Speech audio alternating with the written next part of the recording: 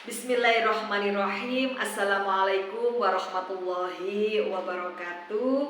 Halo anak-anak hebat di seluruh penjuru Nusantara dan seluruh sahabat TBM Avicenna Malang dimanapun berada. Alhamdulillah senang sekali berjumpa kembali dengan Bu Aini di Bu Aini Bercerita. Dan pada kesempatan kali ini Bu Aini sudah membawa buku yang sangat menarik yang akan dibacakan untuk anak-anak ya. Dan anak-anak harus menyimak sampai selesai agar anak-anak dapat mengambil hikmah serta pembelajaran dari buku yang dibacakan oleh Bu Aini. Wah, bukunya apa nih judulnya Bu Aini? Ya, ini dia bukunya. Kita buka bersama 44 kisah Sahabiah Nabi Muhammad Sallallahu Alaihi Wasallam. Dan buku ini ditulis oleh Kakak Harun Ar-Rasyid dan diterbitkan dari penerbit PQS Sumber Ilmu. Yuk kita simak bersama ya. Dan kali ini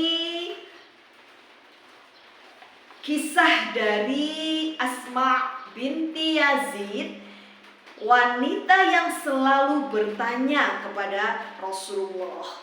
Yuk kita baca basmalah dulu ya bersama-sama. Bismillahirrahmanirrahim. Asma binti Yazid, wanita yang selalu bertanya kepada Rasulullah. Asma binti Yazid adalah sahabat wanita yang mendapat julukan Khotibu An-Nisa atau juru bicara para muslimah. Karena ia mewakili para muslimah yang belum memahami ilmu yang diberikan oleh Rasulullah Shallallahu Alaihi Wasallam. Sejak kecil Asma memiliki kelebihan berupa panca indera yang peka dan hati yang lembut. Pada tahun 1 Hijriah, Asma masuk Islam dan berbaiat kepada Rasulullah. Asma berjanji untuk selalu jujur dan ikhlas dalam menegakkan syariat Islam. Saat itu Asma sedang memakai gelang di kedua tangannya. Rasulullah meminta Asma untuk melepaskan gelang itu. Asma pun menaati perintah beliau tanpa sedikit pun membantahnya. Asma sangat rajin mendengarkan hadis Rasulullah Shallallahu Alaihi Wasallam. Apabila Asma tidak memahami maksud dari hadis tersebut, ia langsung menanyakannya kepada Rasulullah.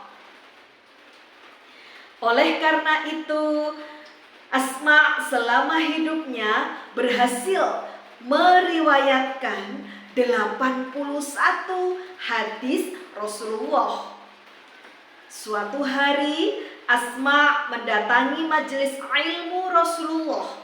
Ia mewakili para muslimah mengajukan protes karena ia merasa kaum laki-laki lebih diutamakan dalam melaksanakan amal sholih daripada kaum perempuan.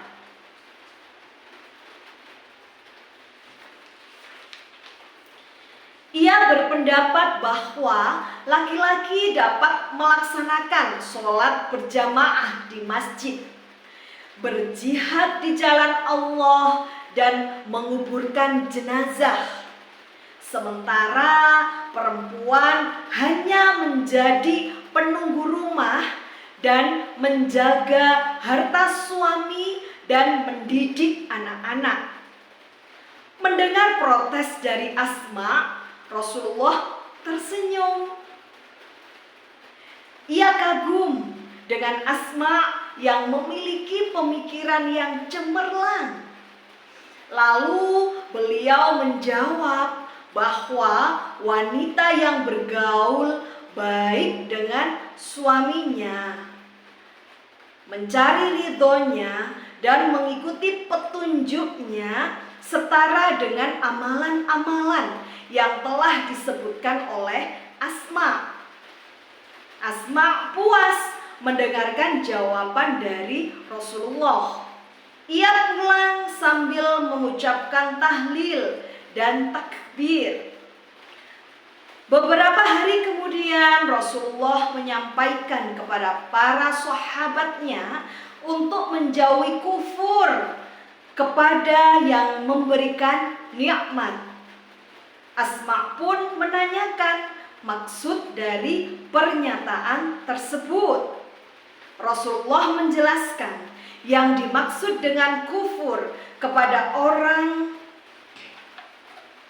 Rasulullah menjelaskan yang dimaksud dengan kufur kepada yang memberikan nikmat adalah ketika Allah Subhanahu wa Ta'ala telah memberikan suami dan anak kepada seorang wanita, namun ia mengingkari kebaikan suaminya.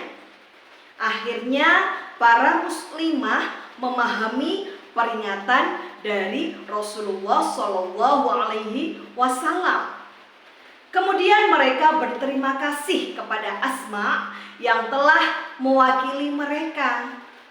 Pada tahun 13 Hijriah, perang Yarmuk dimulai. Asma dan para muslimah lainnya membantu menyiapkan senjata, memberi minum, dan mengobati prajurit yang terluka.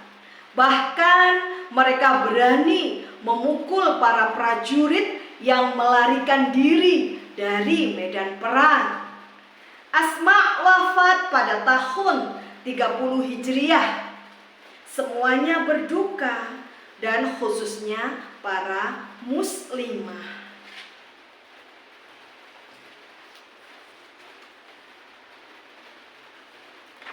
Nah, anak-anakku hebat semuanya, itulah tadi kisah dari Asma binti Yazid yang merupakan wanita yang selalu bertanya kepada Rasulullah. Dan hikmah yang dapat kita petik dari kisah tersebut adalah diantaranya yang pertama, kita dianjurkan untuk menaati perintah orang tua dan juga guru-guru kita. Dan hikmah yang kedua, seorang muslimah hendaknya berani bertanya mengenai ilmu yang belum dipahaminya.